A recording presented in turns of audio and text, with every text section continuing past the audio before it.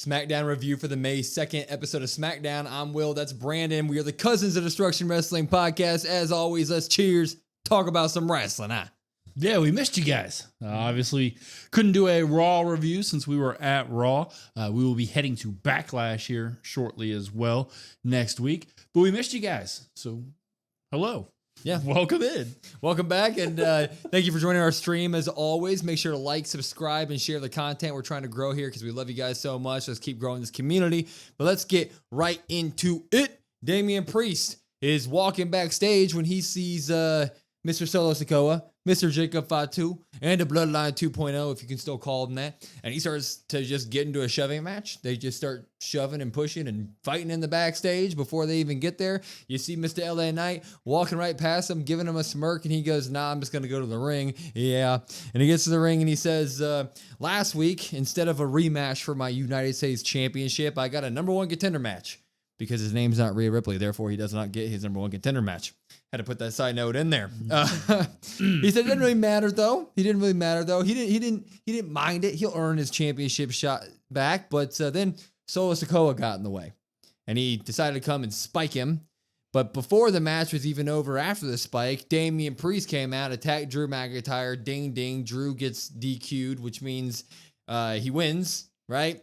And so LA Knight's like, well, Damian Priest is kind of the one who ended up screwing me out of my championship match, but he also kind of feels for him. He's like, you know what? I see why you did it, man. But let's not do it when I'm trying to get my rematch. Damian Priest, he comes out there. And he's like, you know what? You're right. We're cool. We're cool. That was about Drew. He kept talking about my family and everything, so I wanted to shut him up. And LA Knight's like, that's fine. I get that. But, pick your times because I lost my championship match.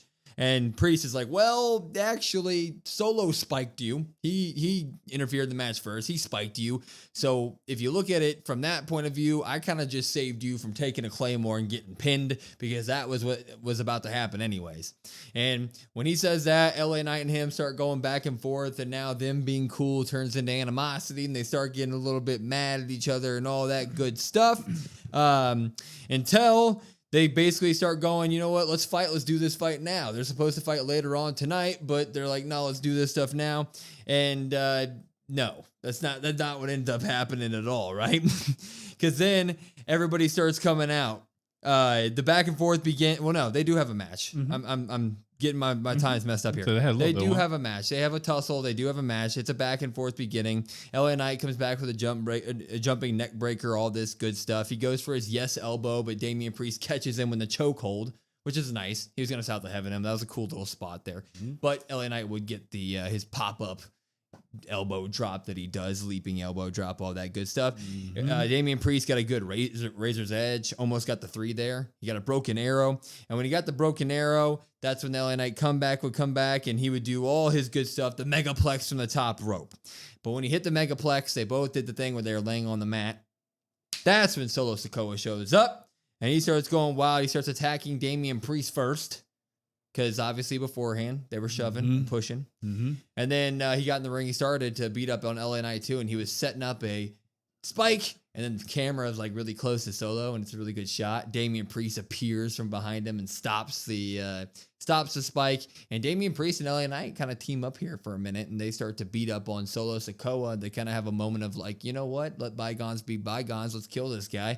And they are going to set him up to put him through a table until Jacob Fatu's there. Mm-hmm. Jacob Fatu runs out, beats up everybody. That's what he does. He throws he Samoan drops LA Knight onto the announce table. He tribal cheeks Damian Priest against the barricade on the outside.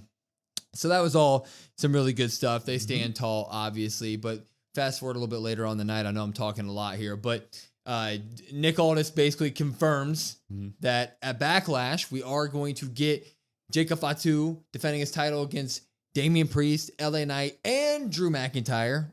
Fatal 4-way match, so that's good. Solo Sikoa actually brought up the Drew McIntyre part, so Nick Aldis is like, hey man, guess what? You screwed him on that one. So all this stuff was good. I'm going to pop it.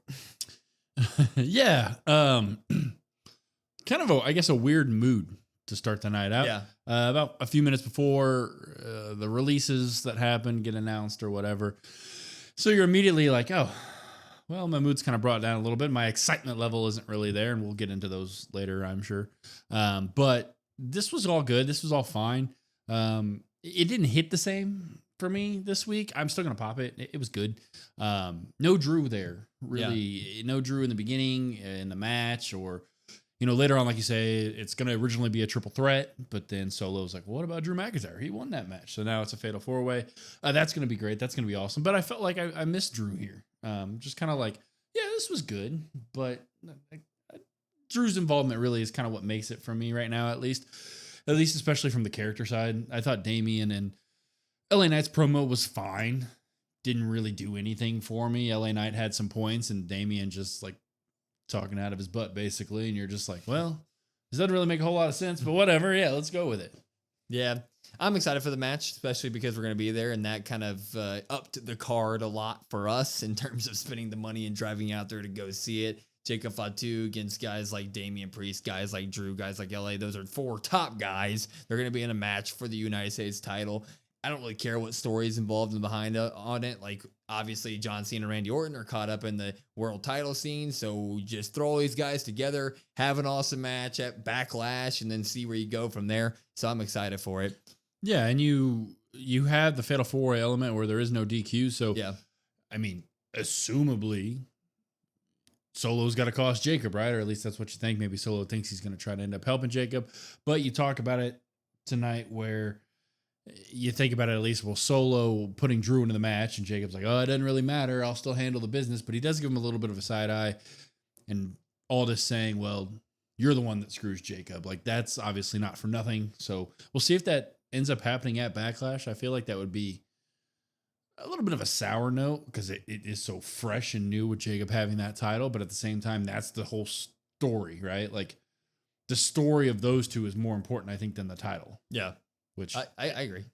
I don't know if it's going to happen. I think that I don't think they've done enough yet on the Solo thing in order for that to really happen yet, where we get the full turn on Solo. I mean, maybe he does end up costing him on accident here, but I don't think we're getting like a full on Solo, like, right, I'm jealous of you fought 2 moment yet. Right. So right. You did touch on it. So let's talk about it a little bit. Before SmackDown today, we did get a bunch of WWE releases, including people like Braun Strowman and Dakota Kai and Cora Jade, the Party Women. They're out of there. A few more people as well. These hit, man. These releases that hit like right before SmackDown to kind of try to push them under the rug. I get it. It's a business and money has to be made one way or another. But some of these names, man, I mean, that seems crazy. Yeah, and somebody like Jakara Jackson, who was with teams with Lash Legend, and then they are no longer a team, and now she's gone. I believe Gigi Dolan also as well. She was just in a big-time match. So you have people that are in big-time matches or big crowd favorites this time that kind of get the release, and it's like, it sucks. I mean, I know it's a business. I get it. We talk a little bit about, we touch on it. The roster, there's so much. The roster's huge. I mean, it just really is. And so, that's going to kind of be a thing, but it sucks. And then it also sucks realistically when it happens either right before SmackDown or it's happened before during SmackDown. Shayna Baszler is another one as well. Can't forget the F and PFC.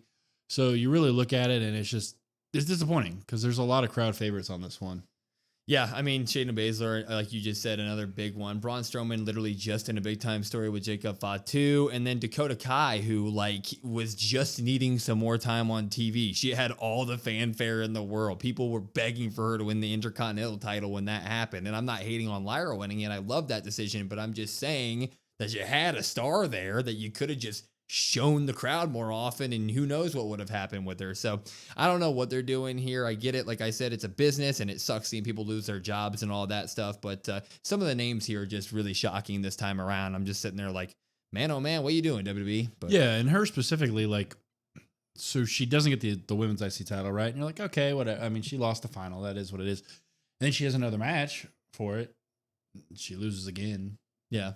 That's really it. Yeah. It's like, oh, okay. Well, I guess like you mentioned before in our live stream, I think the TNA partnership, I think a lot of people are going to end up going to TNA. Yeah. I wouldn't be surprised. And then that way they're still like under the umbrella, but they're with TNA. Right. Could see that happening, especially with Eddie Hartwell going there. Yep. As well. There's going to be a lot of paths crossing. That would be smart if you're somebody that gets released and wants to find their way back into the WWE. TNA really gives you that bridge. So what do I know? But I feel like if I was part of the wrestling business, I would encourage people to do that. But who knows? But let's get back to SmackDown. This is a SmackDown review, but those are big news before SmackDown that I feel like we had to talk about. So we talked about it. We then would get a Fraxium versus Pretty Deadly match, which like the second they announced that, I was like, okay, hell yeah. That's exactly what we wanted to see. Oh. And all hell would break loose right away. Fraxium is just putting on, they know that rent is due. Like they're getting main roster time.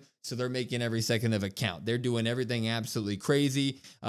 Frazier did that crazy spot that he always does where he does the moonsault, like the pop-up springboard moonsault where he catches a guy into a DDT. This time he caught one of Pretty Deadly and the other guy walked into a DDT, so he did the double DDT off of it.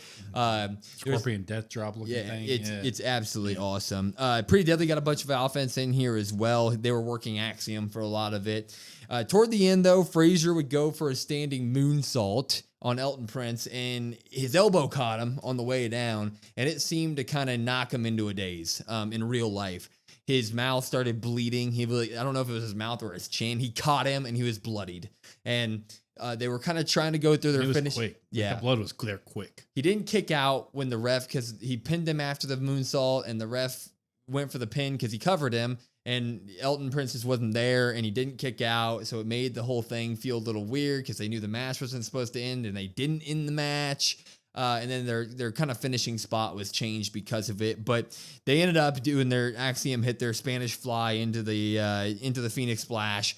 Fraxium wins this thing. That was a little bit of a hiccup, but overall, this is exactly what you want to see in the tag division. I mean, just leaps and bounds better than what we see on Raw. I'm loving it. I'm popping it. Yeah, you kind of have to pop this. Both of these teams are fantastic. And then in the end, so the ref pulls the 3 count when he doesn't kick out because obviously, how can he, right? And then she also counts 3 when there is a kick out. Yeah. So a little bit of like flubbing at the end there. Some due to that, some due to everybody was thrown off. At the end, everybody's like, "What the hell's going on?" And then you see him kind of stumble or tumble off the top rope. Yeah, and he's out. He's out of it. But Fraxium gets the win here. They're continuing to pick up momentum. Looks like maybe Street Profits is they're probably the most likely challenger for Street Profits. You had a really good point at this stage of the game. Just do away with the Raw tag titles and have the SmackDown have just one set of tag titles across both shows. Yep. And split up some of the SmackDown tag teams on the Raw side, do a little bit of a shakeup. I think that's kind of maybe where we need to go. We won't go there because that's just not what they're going to do. But it would be more enjoyable for people. You can have Raw actually have great tag team wrestling. SmackDown has almost too much tag team wrestling in terms of like, this is so good all the time, but I want to see this team and this team and this team. And I didn't get to see this team. They had a fantastic triple threat last week in the TLC. This is a fantastic, just regular tag team match. No stakes, no nothing. Just, hey, let's get out there and showcase this stuff. So that's really where I would like to see happen, but I know it's not going to happen. They should 100% do that. I don't care what people say. I mean, the Raw tag division is an absolute bore. We were just there at Raw on Monday, and the tag team match was the bathroom break. And it feels like that's how it is when you watch the show as well. Whenever the Raw tag teams come out there, you kind of just go, yeah, I'm not interested, because they've given us no real story to invest in these teams at all. And you turn on SmackDown, it's a breath of fresh air. It's like, oh, I'm about to see just some awesome match. Even if I don't care about their characters, at least the matches are just spectacular every single time you see them. Spread the wealth. Get them on SmackDown, or get them on Raw and SmackDown. Unify those belts. Let's build up a bunch of these teams and then talk about maybe splitting it into 2 belts later on down the line. But I'm with you. I think it'd be time for that. Especially when you have somebody like an American Made losing on main event to Alpha Babes. Yep.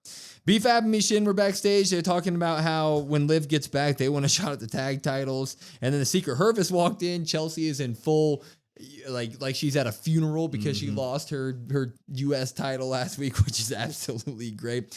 She does not get a rematch for her title because her name's not Rhea Ripley. The trend continues there. But Piper Niven is facing Zelina Vega tonight, and if she wins, she becomes the number 1 contender for the title Zelina Vega is holding. And Chelsea is befuddled. She faints. She faints. Yeah. Alba Fire catches her. Absolutely crazy. That was a nice couple of minute Sorry, it was a quick segment, but it was memorable. It was. It absolutely was. She's the best. Nia Jax now comes out, and she talks about how while Tiffany did beat Charlotte, she's been sitting there focusing on getting that title back behind the scenes this entire time. And that's when Tiffany comes out and she says, "Newsflash, Nia, I'm not the same Tiff that I was before. I've proved myself. I beat Charlotte Flair, and guess what? If we fight, I'm going to beat you too." And so Nia's like, "So does that mean we fighting? We rematching?" And Tiffany's like, "No." I don't make the matches here, Nia. But if I was making the matches and you wanted to fight, I'd beat you up. Why I oughta. She started going like this. And then before they could fight, Naomi comes out and she says for months back in the day when Nia had the championship, Nia and Tiff were doing everything to keep Naomi away from the belt. And since then, she doesn't see any change in either Nia or Tiff. She thinks they're both still just the worst, but she's changed. And she's handled all this business with Jade and Naomi, and she's ready to come for the gold. And of course, that means Jade's coming out because, Naomi can't be ready for the gold and not me. And Jade comes out and she attacks Naomi, and then Tiffany attacks Nia, and all hell's breaking loose. Nick Aldis comes out and he says, "How about we have a match tonight?" And we're like, "Hell yeah!" I actually really like the segment. I'm popping it. Yeah, I'm gonna pop this. I'm popping it for Nia Jax. Admittedly, maybe selfishly, maybe biasly. Wanted Nia Jax on TV. We've got Nia Jax on TV. Yep. She's been awesome. I've really enjoyed it. Tiffany seemed to be more comfortable, I thought, when she came up to talk to Nia. Oh, yeah. Maybe she wasn't as intimidated versus the Charlotte Flair. Maybe she didn't put as much pressure on herself. She seemed very loose and easygoing on the mic. Like, I was like, okay, it seems like you've gotten better. Now I know it's just a comfortability level, but I'll take it. Yeah. The Naomi Jade stuff is always good. Always just is leading to like a big old mess sort of thing here. And we find out later on that we end up getting a tag match. Yeah. It was all good. I like this type of segments where everybody like comes out and they're all like spitting basically facts. No one lied in there. Tiffany was like, "I beat Charlotte. I feel like I've cemented myself and I'm better than you than when I was just your lackey." Nia's like, "I want my rematch. I never got it. And I think I could beat you." Naomi's like, "I've been doing some dang good work. Maybe I should get a title shot." And Jade's like, "I just beat you. So if you deserve a title shot, I deserve one." So and I don't make the matches. Yeah, and I don't make the matches. Exactly. Miz and Carmelo Hayes are coming out. And Dre, the Andre the Giant necklace, who's you gotta include called that. Dre now. They're coming out to face Alistair Black in his first match since returning. And Miz kicked the hell out of this guy for most of the match. We love the Miz. We didn't hate that. I like seeing the Miz do some good work here. Until Miz would try to like jump off the stairs. They fell on the outside, and Miz like tried to do like a running attack off the stairs. And it's not his game. No. And Alistair Black caught him with a knee. I was like, "What are you doing? You're not a high flyer, Miz. Stop doing that type of stuff." That'd be like me trying to high jump. Miz would try to do his Miz kicks, and Alistair Black was just not hurt by it. He started no-selling it. He kind of hulked up from it, gave him a big boot. He would cartwheel out of a skull-crushing finale, which is really cool to see. And he would set up the Black Mass, but that's when Carmelo Hayes would jump up on the apron and try to distract him.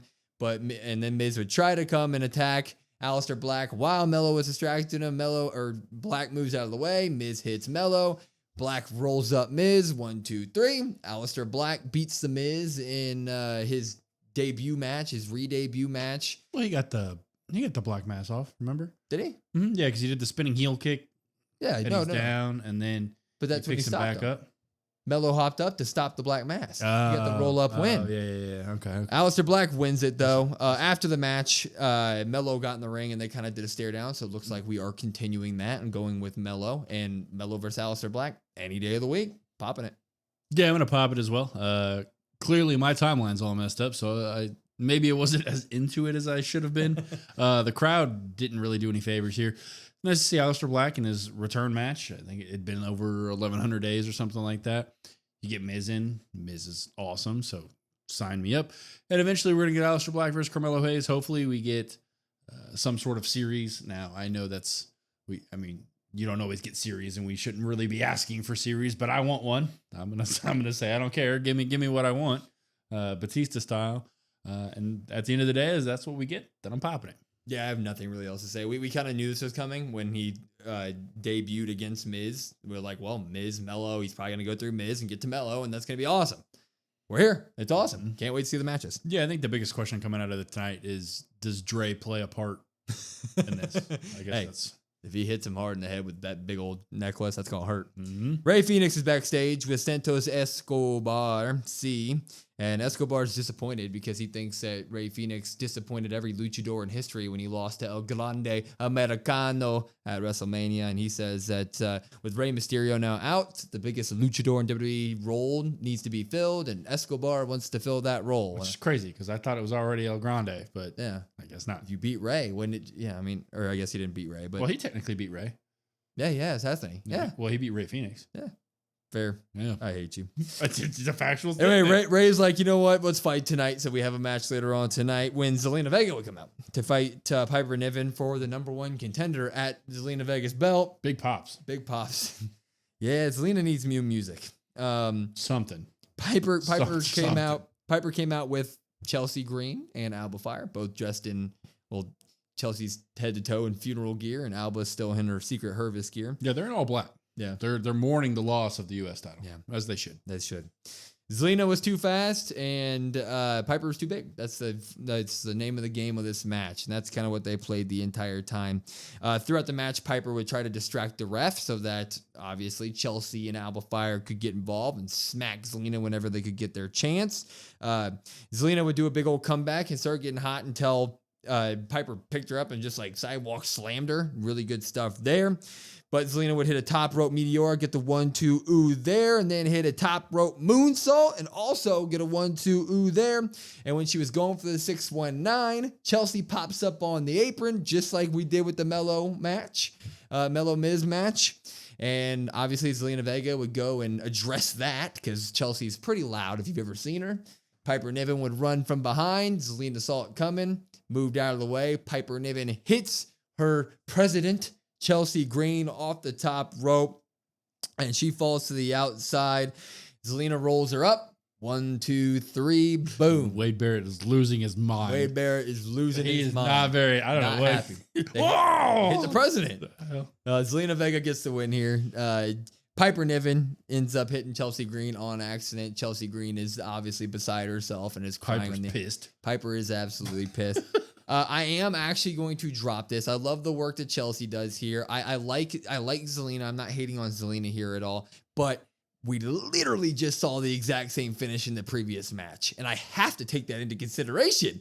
I mean, the previous match ended the exact same way on the same show. It was the exact same ending, and I'm sorry that's not good enough booking for a wrestling show. I'm dropping it. Yeah, it's a good reason to drop it. Yeah, I'm dropping it, but not for that reason. I'm dropping it because, I mean, come on. I'm supposed to pop this. It was not the greatest in-ring spectacle. As you said, the character development, I understand Zelina just got the title, and I understand people want to be positive and all of that, but when the story, or there is no story before she gets the title, it's just, she just goes out and beats her champion 3 straight times or whatever. You look at it, there's really no story there. There's no reason for me to seem to care. Like, there's been really no promo work. She comes out, the music doesn't resonate right. She doesn't have that Eddie Guerrero thing to get the pop in the beginning. She comes out and people are just kind of like, well, who is this sort of thing? And it's your U.S. champ. Not trying to hate on her at all, but this whole thing with the end goal is obviously some sort of Chelsea Piper issue. I don't like when that stuff kind of takes over the title thing. I would say it's a little bit different with Jacob and Solo because their character work is so good. But this just didn't hit for me. I don't know if it's going to. I don't know how you fix it, but they have an uphill climb when it comes to getting Zelina over as your champion, which I think they can still do because Zelina in the past has gotten big fanfare. She's done it in the past. It's just Chelsea's so good. And it seems like people really just want the belt on her and they want it around Secret Harvest because that stuff was interesting and it feels like we kind of just started that stuff. And they might give it back to her at some point. I mean, who knows? Chelsea did post on Twitter that she was going away for a while, but then she's here. So I don't know what's going on with that. Probably just part of her gimmick, but sign off of being the president. Yeah. Yeah. I mean, what I'm saying is they have an uphill climb for Zelina because she's up against somebody that's very over already. And they're doing the thing where they're trying to sell Chelsea as a heel here. And fans are just continuously cheering her, which makes Zelina feel like a meh in the situation. So we'll see if they can pull it off. Yeah, not only a meh, but okay, you look at this feud, or after this feud, I should say, like, we know where Chelsea goes to, right? We think Chelsea Piper, right? Yeah. Where does Zelina go to? I don't know who the next challenger is. I don't even know who it could potentially be, right? Not Dakota Kai. Well, that's just disrespectful. But you look at it, WWE. don't know who her next challenger will be. And sometimes that can be a good thing, but for me, if that's an unknown, I need the person to be able to really carry themselves character-wise. Yeah. And I don't have that yet. But there's still time. Bunch of those people would have been good to fit into that slot. Anyway, Randy Orton's up next. He's out here to address John Cena. He says, John Cena, when no one could see him, I could. I knew day one that he's arrogant and selfish, and he takes advantage of the PG era. All he was a cartoon character, while I was staying true to myself the entire time. He didn't care about anyone but himself. That brought him fame and fortune, and also a bunch of colored t-shirts that he sold to all of you guys. And he talks about how he raised all your kids. Well, all those shirts he made you buy for your kids over and over and over and over. He raised the price of his merch just to make sure that he was all good, and the parents had to pay for that. He has no loyalty and no respect. He does have hustle. I will give him that. But he said that he wants to erase the Orton name from WWE history. That won't happen over my dead body. I will punt kick you so hard in the head it will fall off and go through the St. Louis Arch. Yeah, Lego head. Yeah, the Lego head. Mm-hmm. I will end you with the 3 deadliest letters in all of sports entertainment, RKO. This was simple. It wasn't overdone. Randy is so good on a mic. I thought this was perfect. Popping it all the way. Yeah, really good stuff. Obviously, I was already sold on it. You were already sold on it, but it's nice for Randy to just kind of continue to expand on that thing. And it really plays into the face Randy Orton side, which is kind of crazy to think and see. And we say that almost every week now at this point. He's just one of those guys, man. Like, he's just going to come out, whether he's face, whether he's here. I don't really care. People are going to cheer him. He's awesome. He's great on the mic. Can't really wait for the match. We get John next week. No John this week, so something simple, something quick. I think it was maybe 10 minutes roughly-ish. I don't even know. I mean, it was quick, Mm-hmm. which is good because when John was off screen and Cody was doing stuff, sometimes that could feel long when you're by yourself cutting a promo against a guy who's sitting at home. Mm-hmm. Orton was just like, I'm going to punch you in the face, dude. I don't like the fact that you're telling me you're going to erase my family name. I'm done with you. And it's like, okay, I'm with you, Orton. Yeah. Let's do it. Mm-hmm. We moved on, though. On the way out, I will say R-Truth caught Randy Orton on the way out. And R-Truth told Randy Orton that his hero, John Cena, is going to beat him because John Cena told him that he's the last real champion. And Randy Orton's like, what the hell are you doing? And Big Jim is trying to pull R-Truth away. So that was a funny thing. Punch your head in. Yeah, yeah. Maybe that's what we get next week. Maybe John comes. Maybe R-Truth comes to defend him. Maybe he punts R-Truth because he's not punting Cena. Can't punt R-Truth. Well, he ain't punting Cena. Ray Phoenix, Santos Escobar match. This was a very slow match for the first 40% of it. And then after the commercial break, they just went in. Like, we all knew they were going to do it. Ray would hit a Hurricane Rana to Escobar when he jumped off the apron onto him, which is absolutely nuts. We get a pop-up springboard moonsault by Ray Phoenix. He's really good at wrestling. If you didn't know it. Escobar would do all this good stuff as well. Suicide dives, all this good stuff that he normally does. We would eventually get the Ray Phoenix running amigos on the top rope. That would lead to a top rope Meteora. 1, 2, 3. Pinned him. I didn't think he was going to get it off the Meteora, but after the match, Andrade comes up to Escobar and El Gato del Fantasma and says basically Escobar isn't good enough to lead him. And so you get him and Andrade and Berto kind of talking. So maybe Andrade gets involved with the El Gato stuff. We'll see it, but this was a good match. I'm going to go ahead and give it a pop, but kind of barely, It was good enough. Yeah, it's a slight pop. Yeah. Not overwhelming. I thought early on too, especially the acrobatics were very apparent for me, and it was hard for me to kind of get in that first 40% that you're talking about. Ray Phoenix doing his little rope thing just over and over. It's like 4 times. It's like when somebody in 2K has that move and they're like, "Look what I can do," and they keep doing it. But it ended up being a good match, like you said. The second half of the match. I would like to see more from Escobar, just in terms of his in-ring stuff. I really am a fan of some of his stuff, especially from his like AAA days and even NXT days. Don't get a lot of shine for Escobar, but Ray gets the win here. You knew Ray's going to get the win. It's Ray Phoenix at this point. Don't know what happens. They're just going to keep throwing him out there versus whoever, I guess, and we'll see what happens. But it's a slight pop. Yeah, there's not really a path for Rey Fenix, is there? He's just gonna be doing cool singles matches. People are gonna call him out every week, and he's gonna be like, "You want to fight?" And that's cool singles matches. Here we go. Yeah. Main event time. It is Jade and Tiffany versus Nia and Naomi. Before the match, both teams, whatever they were, they got short segments basically where no one's trusting each other going into this match, right? Hell would break loose right away though.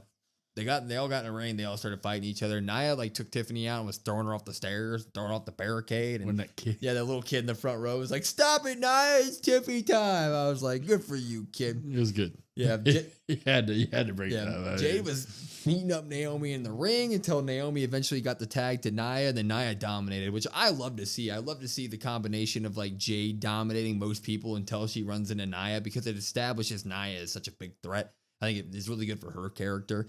It sets a pecking order in the WWE, which is nice to see. It's kind of like back in the day when somebody would look like a monster and then Big Show comes out or something. Yeah. And you're like, oh, well, you might be a strong house. You might be a strong man. Or hell, even Braun Strowman back in the day. And then remember that time he knees Brock and Brock gets up. Well, he real life punches him. But stuff like down. There's a pecking order. You know what I mean? Tiff will get a hot tag though after this and crucifix pin Nia, which is a really nice crucifix pin, not gonna lie. Nia would respond with Samoan drop. And eventually though, when Nia's working on Tiff and doing well, Naomi blind tags her. And Nia didn't like that. And Nia was like, "What the hell you do that for? I was literally winning this match for us." So there's the tension already going. And during that tension, Tiff's able to hot tag Jade in, who would also clear house. And she gets to the point where she would put her hand on Naomi's neck, give her a big old lick on the side of her face, just lick Naomi's entire side of her face, and then choke slams her. Just traditional choke slam. And then goes for the pin and gets a 2 because Nia breaks it up. Oh. What the hell? Okay. Jade's got that in her bag now, I guess. Yeah. Nia would do all the good stuff to Jade, and she'd go for a pin on Jade, and Tiff would swanton break that one up. So all hell's breaking loose at this point. Everybody's in the ring going nuts. Eventually, Nia is able to take out Naomi and Tiffany at the same time. Yes, Naomi, her partner, but she kind of splashes them both in the corner, kicks them out of the ring. She literally kicks Naomi out of the ring. Yeah, she didn't care. She didn't care. Nia's doing great work. Yeah, anybody can get it sort of thing. She pulls over Jade into the corner to hit the Annihilator, but Jade pops up, picks her up, and does a sit-down power bomb with her. Looked a little rough, but it was good. And 1, 2, 3 pins Nia Jax. So Jade and Tiffany win the match, but after the match, the ref comes in to hand Tiffany her belt. Jade takes the belt from the ref, puts it on. Her and Tiffany have a little bit of a tug of war back and forth with each other. The audacity. Naomi hops in, attacks Jade, who hits Tiffany. She falls out of the ring and then Naomi holds the belts up at the end of the night. Mm-hmm. So we're getting at some point, we're getting this fatal 4-way happening, right? We're getting Tiffany, we're getting Nia, we're getting Naomi, we're getting Jade, and honestly, that sounds absolutely spectacular. I like the end of the show. I'm popping all of it. Yeah, I like the end of it for sure. And I say the audacity because hand me my title. Yeah. That's my title. What the hell you doing, ref? That's my title. Just crazy to see somebody put it on. And Tiffany was just like, well, that's mine. Well, I don't know. Why don't you punch her? Why don't you do something? This match was good. It was fun. Like I said, Naomi holds the title up at the end. Jade has the title on her shoulders. We have a number 1 contenders match next week of oh my God, I messed that up. Number 1 contenders match, Jade versus Nia Jax next week for Tiffany's title. We don't know when that's going to take place. You think there's going to be some shenanigans? You think it might be a fatal 4-way thrown on the Backlash? Maybe kind of hoping so that you're right. This is all good stuff. It does at times feel kind of like a jumbled mess because Tiffany's here, but everybody wants Tiffany, but everybody's got their own set of problems. And so it kind of gets all jumbled. There's not a clear person, challenging for the title, but it's fun. I like it. I enjoy all the work that all 4 of them are doing right now. So I'm going to pop it. Yeah, I like it because Nia and Tiffany have history, so you need to tie that off. But the most interesting women's storyline in all of wrestling right now, arguably, is the Jade and Naomi stuff.